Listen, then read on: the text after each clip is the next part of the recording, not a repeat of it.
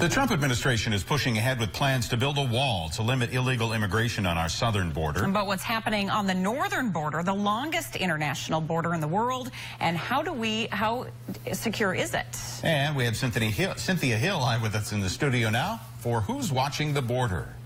That's right, Lauren and Jim. Turns out the threat for illegal immigration in the north pales in comparison to the threats in the south. So why was national legislation passed without question a few months ago regarding the northern border? Well, I found out. And it's because they want to prevent manipulation of surveillance equipment and beef up personnel. Population 125 and home. The people of Portal, North Dakota have their own way of life. Across the way is a Canadian village of the same size. They're co-cities, so to speak.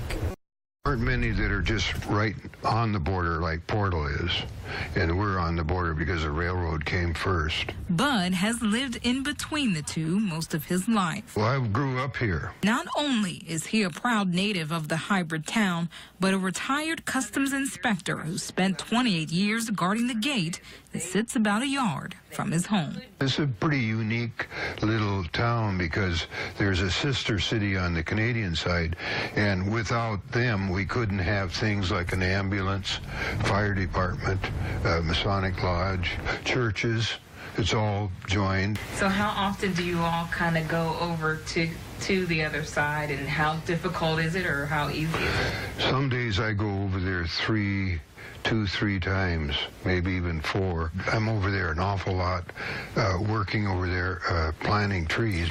Unlike Bud, lawmakers have some concerns about the potential threats between North Dakota and Saskatchewan.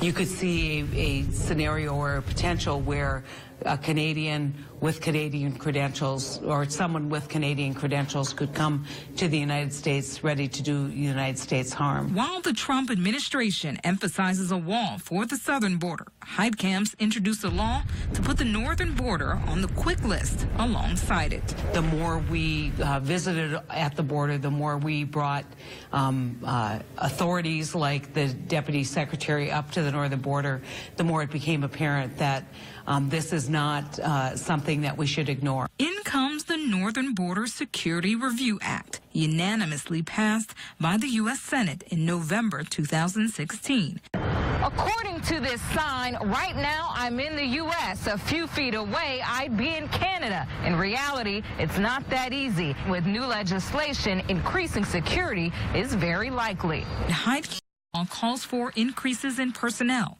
upgrades in surveillance equipment, and a look at Canadian refugee vetting policies up against the U.S.'s. In North Dakota's other border town, Pembina, the threat is much worse. 8 were caught trying to illegally cross the border into Canada in 1 week, some attempting to walk more than 30 miles in deadly temperatures. It's not enough to just secure the southern border. It's not enough to say, okay, these 5 countries we're going to go to extreme vetting, or these 7 countries we're going to go to. That's not a broad-based border security plan. Bud says never in his years would he compare the problems of the northern border to the problems of the south. Over the years, he's seen nothing too concerning. Pests that can get in and destroy trees or crops or whatever. Other than that, he says things in Portal, for now, are just fine. Very few tough problems, bad problems, really. When you think on it, it'd be quite unusual. But it's likely a different story as you walk the rest of the line.